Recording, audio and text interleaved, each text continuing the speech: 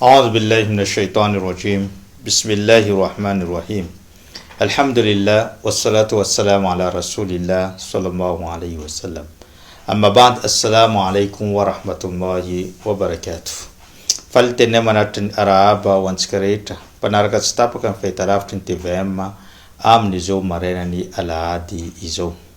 Manaraka an'izany raha lasana vavy anatin'ny finoana islam tsy mitsahatra antsika mideran'ny Allah ary mandefa tsodrano sy fandre-pahalemana ho ampaminantsika Muhammad sallallahu alaihi wasallam sy ireo fianakaviana akaiky ireo mpanarady azy ary izay rehetra nanaraka ny sorodalany mandra-patongavany andro fitsarana. Raha lasana vavy anatin'ny finoana islam efa tafiditra ao anatin'ny taona vaovao isika nanomboka ny asabotsy heriny lasa teo ary izany taona vaovao zany dia mangataka amin'ny Allah subhanahu wa ta'ala mba ahazo fahombiazana ary itondra fanambinana ihany koa ho antsika rehetra mpino islam manerana an'izao tontolo izao.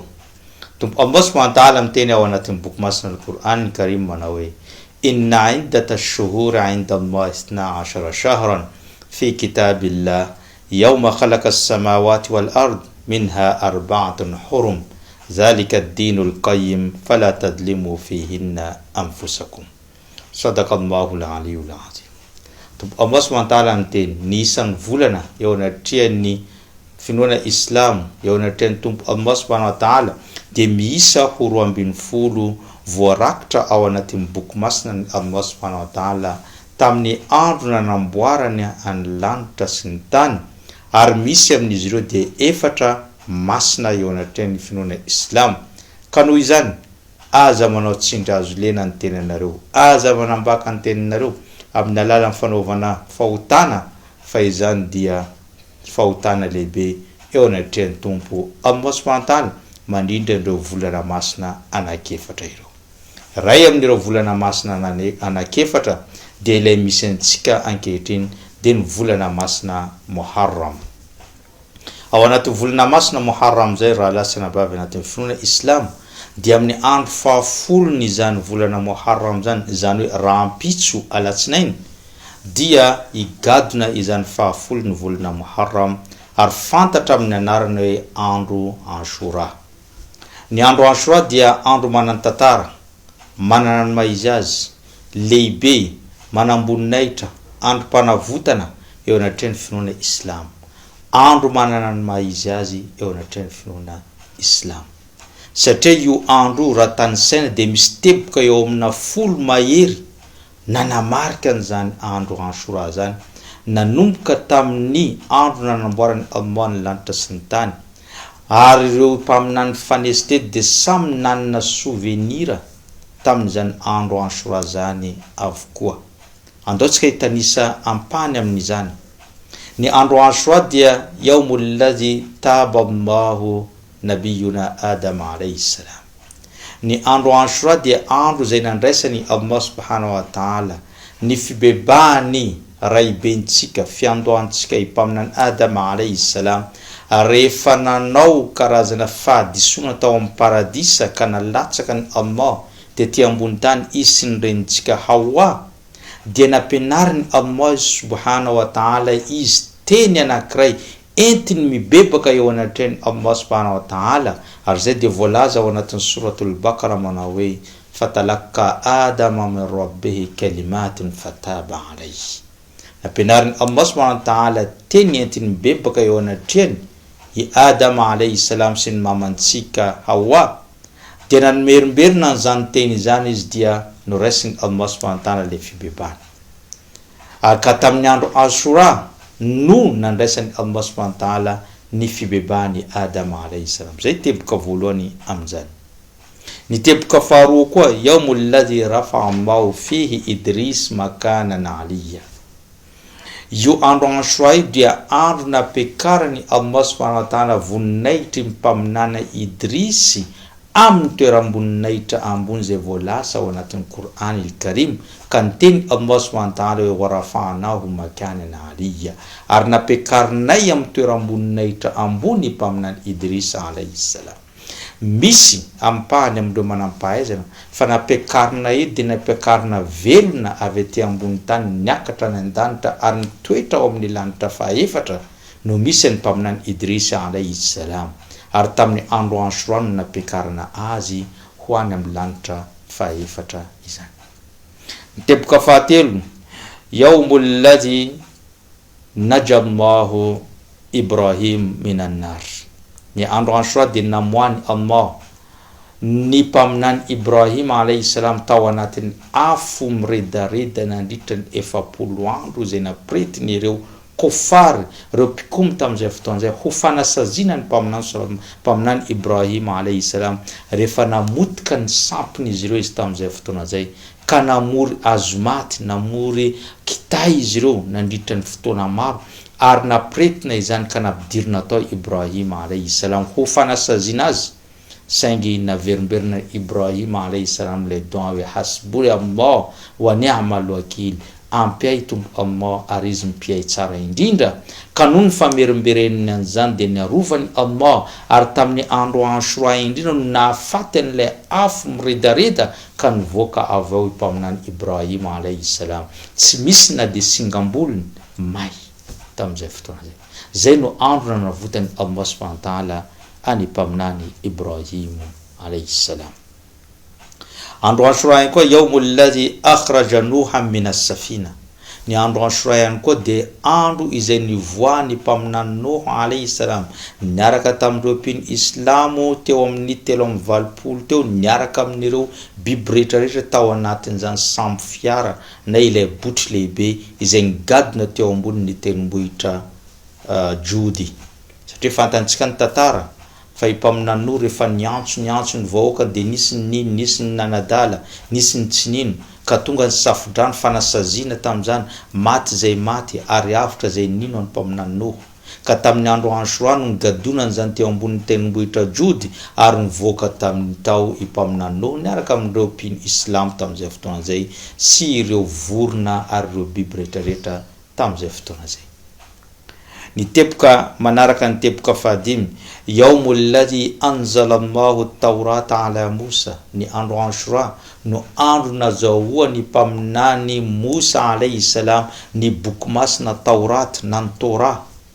Io no nanomezana azy lalàna ifampifehezany izy sy ireo mpino islam tamin'ireo vahoaka israeliana zany hoe andro nilatsahany boky masina Taurat na ny andro nomenany zany lalàna zany tamin'ny mpaminany Musa alayhi salam andro lehibe izany. Ary ny andro Ashura ihany koa yaumul ladhi akhraja Allahu Yusuf minas sijn. Io no andro namoany Allah subhanahu wa ta'ala mpaminany Yusuf alayhi salam tao anatin'ny prison rehefa voaendrikendrika fa niarana tory na nanao tsirary zavatra tsirariny tamin'ny vadin'ilay gouvernoura ka napidirina tao amponja izy nandritra ny 12 taona tao anatin'izany fonja zany niatrika ny fijaliana sy ny teny ratsy ary ny zavatra rehetrarehetra tao anatin'izany fonja zany ka rehefa tonga ny andro Ashura io no andro zay namoany Allah subhanahu wa ta'ala Yusuf alayhi salam tao anatin'izany fonja izany. Ary andro Ashura ihany koa no andro raddallahu basar Yaqub alayhi salam. Io no andro namerenany Allah subhanahu wa ta'ala any fahitana any mpaminany Yaqub alayhi salam satria rehefa izy nalahelo mafy tamin'ny tsy fahitanany Yusuf alayhi salam de nia fotsiny masony no nitomany zay teo aminy ka rehefa tonga ny andro Ashura rehefa izy jamba zany mpaminany Yaqub alayhi salam rehefa tonga ny andro Ashura io no andro zay natongavany lay lamba nalefany Yusuf alayhi salam zay noenty ny raha lany tamin'izay fotoan'izay ka napetany teo amin'ny masony niverina nahiratra mpaminany Yaqub tamin'izany andro Ashura izany. Tamin'ny andro Ashura ihany koa io no nanaperany Allah na nanalany Allah subhanahu wa ta'ala ireo karazana fitsapana tamin'ny mpaminany Ayuba alayhi salam. Mpaminany Ayuba alayhi salam zay tao anatin'ny fitsapana nandritra ny 12 taona mahery tao anatina areti-koditra maro samihafa tao anatina fitsapana ary tsy nisy olona zay tsy hoe maka ohatra ny Ayuba alayhi salam rehefa milaza fitsapany Allah subhanahu wa ta'ala niaritra izy ka tamin'ny andro Ashura no nanavotany Allah nanesorina zany fitsapana maro samihafa izany. Ary io andro Ashura ihany koa yaumul ladhi akhraja Allahu nabiyahu Yunus alayhi salam min batni al-hut. Io ihany koa nanavotany Allah nanamoany tompo Allah subhanahu wa ta'ala mpaminany Yunus alayhi salam tao anatin'ny kibony baleine. Zany hoe rehefa mpaminany Yusuf zay tantaraintsika tamin'ny heriny, mpaminany Yunus alayhi salam zay tsy nahazo ordre tamin'ny Allah hoe miala amin'ny tanàna ka nefa izy niala ka nalatsaka tao anatin'ny ranomasina ary nitatazany baleine izany. De tao anatin'ny aiza izy namerimberina n'ilay doa la ilaha illa anta subhanaka inni kuntu min adh-dhalimin. De niteneny Allah fastajabna lahu wa najaynahu min al-gham wa kadhalika nunji al-mu'minin. Navutanay izy ary tamin'ny andro Ashura no namoany Allah azy tao anatin'ny kibony baleine ary teo amorontsiraka izy no nivoaka tamin'izay fotoana izay. Andro Ashura ihany koa dia yaumul ladhi anzala Allahu tauba ala qaumi Yunus alayhi salam. Vondraisintsika ihany koa tantaram-paminany Yunus fa raha niala teo an-tanàna izy dia natahotra ireo vahoaka satria nanomboka niova ny toetrandro tamin'izay fotoana zay. Ho avy ny saziny Allah ka nanao tauba izy ireo, niverina tamin'ny Allah, nibebaka izy ireo nefa Yunus efa tafiala tamin'io tanàna io. Ka tamin'ny andro Ashura zay namoany Allah subhanahu wa ta'ala mpaminany Yunus tamin'izany kibony baleine zany, io ihany koa no nandraisany Allah subhanahu wa ta'ala ny tauba sy ny fibebany nataon'ireo vahoaka zay nalany Yunus alayhi salam izany. Mbola iandro Ashura ihany koa yaumul ladhi najallahu Musa wa bani Israil wa aghraka Firaun. Io ihany koa no andro zay nanavotany Allah subhanahu wa ta'ala mpaminany Musa miaraka amin'ireo zanak'Israely ary tamin'izay fotoana zay naharendrika ny Firauna alayhi lana, zay Firauna mpanjaka mpanadidijadona tamin'izay fotoana zay maty tamin'ny andro Ashura ary Musa afitra tamin'izany andro Ashura niaraka tamin'ny vahoaka amanalina noentiny tamin'izay fotoana zay. Ary tadidio ihany koa fa ny andro Ashura no andro ny safidianany Allah subhanahu wa ta'ala ho fanomezam-boninahitra anjafy-kely ny mpaminany sallallahu alayhi wa sallam antsoina hoe Al-Hussein ibn Ali zay fantatra amin'ny anarana Imam Hussein ho eo amin'ny laharany maty martyra eo anatrehan'ny finoana Islam. Tamin'ny andro Ashura teo amin'ny toerana antsoina hoe Karbala no novonona tamin'ny fomba feno habibina izafy-kely ny mpaminany Imam Hussein radiyallahu ta'ala anhu. Zany fahafatesany zany dia ho fanomezam-boninahitra sy ho fampiakarana azy eo amin'ny laharany maty martyra tahaka ny rahalany Al-Hasan zay novonona ihany koa, tahaka ny rainy Ali ibn Abi Talib zay novonona ihany koa. Ireo olona rehetrarehetra dia nisafidiny Allah ho fianakaviana ao anatin'ny martyra, fanakaviana manana ny maizy azy zany. Ary efa nitantaraintsika ny tantara sy voninahitra zany Imam Al-Hussein izany. Saingy raha lasa nabavy anatin'ny finoana Islam tadidio fa ireo zavatra nitanisaintsika reo, ireo teboka maro nitanisaintsika reo toy ny fandraisany Allah subhanahu wa ta'ala ny taobany mpaminany Adam alayhi salam, ny fampiakarana avo ny voninahitra mpaminany Idris, nanavotana any mpaminany Musa sy bani Israel, nanaperana ny fitsapana tamin'ny mpaminany Ayub, ary ihany koa namoana ny Yunus alayhi salam tao amin'ny kibony baleine, nandraisana fibebany ireo vahoaka ny mpaminany Yunus, namoana ny Yusuf alayhi salam tao anatin'ny prison na tao anatin'ny fonja, ary ihany koa tsy vitan'izany fa namerenana ny fahitany mpaminany Yankoba alayhi salam, namoana ny Ibrahim alayhi salam tao anatin'ny afo, ary ihany koa nigadonan'ilay samby fiara mpaminany Nuh alayhi salam teo amin'ny tendrombohitra Jody.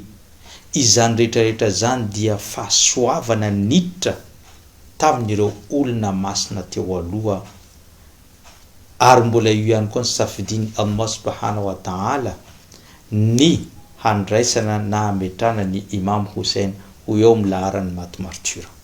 Ka ny tiantsika ho lazaina ny andro Ashura dia andro mpahasoavana, andro mpanavotana izay olona niditra tao anatin'ny fahasahiranana dia tapitra tamin'ny andro Ashura avokoa ka nitondra maraim-baovao teo amin'izy ireo izany andro Ashura zany.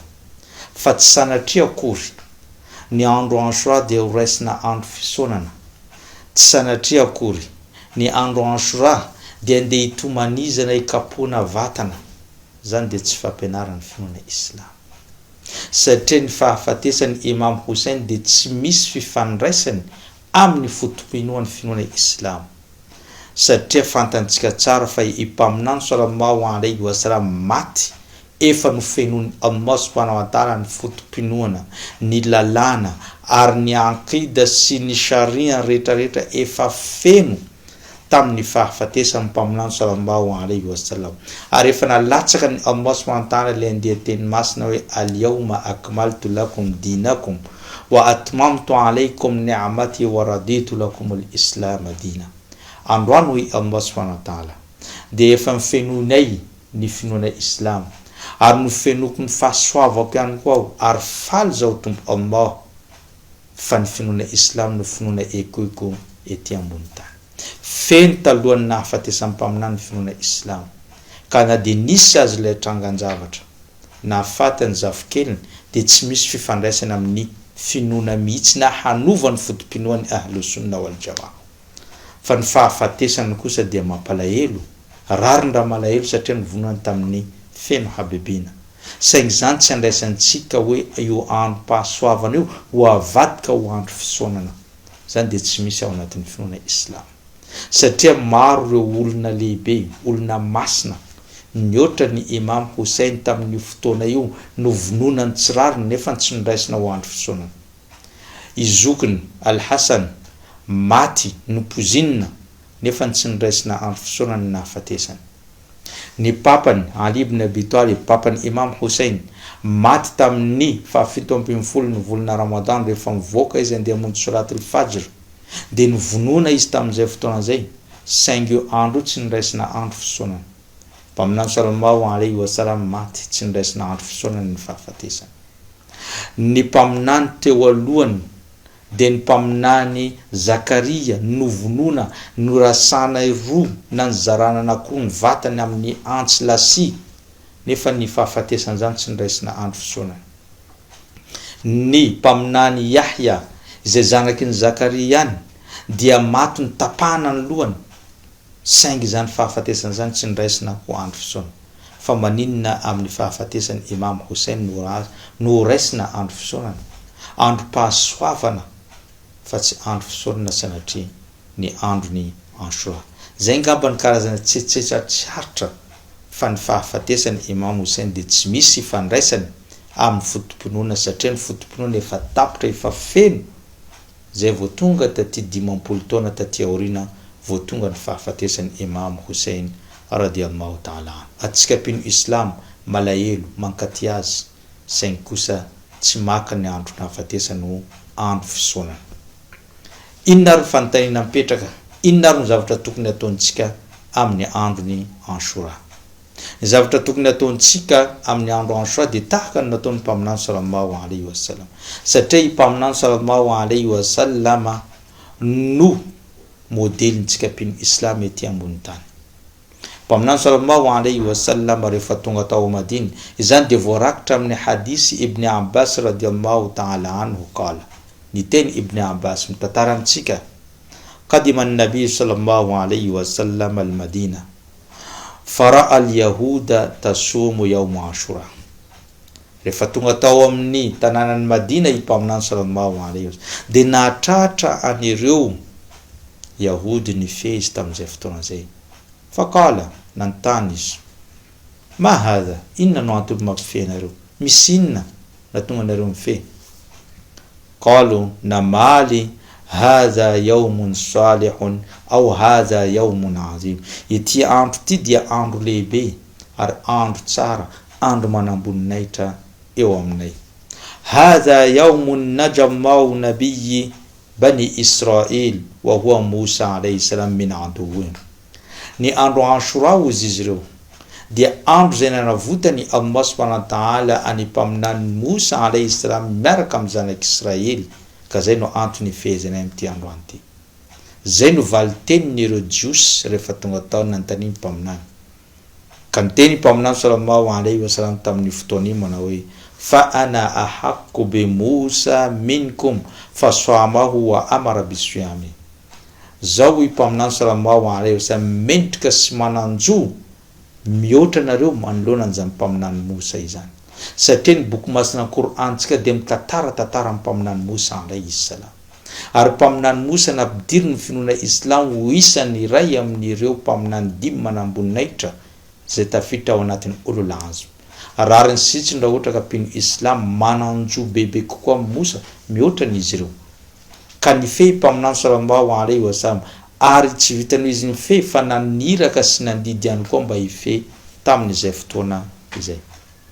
Ary Abu Huraira radiyallahu ta'ala anhu nitondra amin'ny hadisy manao hoe qala Rasulullah sallallahu alayhi wa sallam afdalu siyam ba'da Ramadan shahrullahi al-muharram wa afdalu salat ba'da al-farida salatul layl. Ny fifehezana tsara indrindra aorian'ny fifehezan'ny Ramadan dia ny fifehezana amin'ny volana Muharram izay misy antsika ankehitriny, dia tiany tenenina amin'io dia ny fifehezana amin'ny andro Ashura. Ary ny salat tsara indrindra aorian'ireo salat 5 isan'andro dia ny salat tonao amin'ny alina. Zay dia manambara antsika fa rehefa tonga ny andro Ashura raha ampitso dia mandeha tsika mifehy na ihany koa manatanteraka fifehezana tahaka ny nataon'ny mpaminany sallallahu alayhi wa sallam, tahaka ny nataon'ireo sahaba, tahaka ny nataon'ireo olon-dehibe tamin'ny finoana Islam. Fa io kosa fifehezana io dia mitondra fahasoavana lehibe eo anatrehan'ny finoana Islam. Satria rehefa nantanina mpaminany sallallahu alayhi wa sallam hoe inona ny fahasoavana azo amin'ny fifehezana io, dia namaly mpaminany sallallahu alayhi wa sallam siyamu yawmu arafa ahtasibu ala Allahi an yukaffira sanati allati qablahu wa sanati allati ba'dahu. Zao izy mahita fa ny fifehezana amin'ny andro arafa dia mamafa ny fahotana lasa sy fahotana mbola ho avy na ny taona lasa sy ny taona manaraka.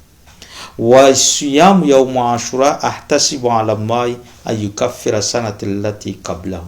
Fa ny fifehezana amin'ny andro Ashura raha ampitso kosa dia mamafa ny fahotana tamin'ny taona lasa. Izany hoe raha mifehinao raha ampitso latsinainy io dia fahasoavana azonao dia voafafa ny fahotana vitanao tamin'ny taona 2021 rehetra. Mba azonao salantsany ny fahasoavana azo amin'izany. Fa fanamarihana kosa atao anatin'ny finoana Islam tsy misy ny fifehezana tapakandro hoe mifehinao dia tonga ny salat al-asr dia mamanao. Tsy zay ny fifehezana ao anatin'ny finoana Islam. Fa ny fifehezana ao anatin'ny finoana Islam dia mifehinao manomboka amin'ny maraina vao mangiran-dratsy ary mamanao rehefa milentika ny masoandro. Zay ny fampianarana fifehezana zay ny anarantsika. Fa tsy misy zany tapakandro dia rehefa aveo mizara reny zava-pisotro maro samihafa reny dia tsy hita taratra ao anatin'ny fotom-pinoan'ny ahlus sunna wal jamaa.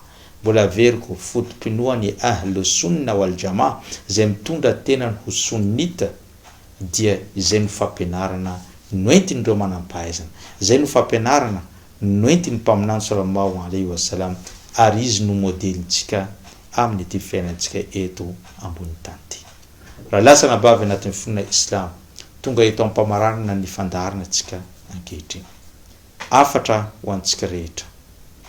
Ny andro Ashura dia andro pahasoavana. Ny andro Ashura dia andro anankiray nanavotany Allah anireo olona masina sy mpaminany rehetra teto ambony tany. Ary fiandohan'ny taona tahaka izao dia aza simbatina amin'ny alalan'ny alahelo. Fiandohan'ny taona tahaka izao aza simbatina amin'ny fisaonana. Ary fiandohan'ny taona tahaka izao dia sokafo amin'ny fanomponany Allah sokafy amin'ny fanaovana fifehezana, sokafy amin'ny famakiana Qur'an, sokafy amin'ny alalan'ny doa, sokafy amin'ny zavatra maro fa tsy tomano sy ny kapoka vatana no entina nokafanao an'izany tonanao zany. Zany de tsy fampianarana fina islam. Eny fa na de marary aza ny fahalasany zany zafikely mpaminany sallallahu alaihi wasallam. Saingy tsy mbola hita tamin'ny fampianarana ireo olon-dehibe ny manao an'izany fisaonana sy ny fikapohana vatana izany. Zay ngamba no afatra tamin'ity androany ity. Mino aho fa tonga tany amintsika. Ary mino aho fa ifehetsika rehetra fa mamafa ny fahotana lasa tamin'ny tondaza izany rehetra zany. Zay ngamba no fandarantsika tamin'ity androany ity. Isorako no nanaraka an'izany hatrany am-piandohana ka hatramin'izao fiafaran'izao. Ny tenako dia mametraka mandrapita fa ho amin'ny alahady herinany toy izao. Wassalamu alaikum wa rahmatullahi wa barakatuh.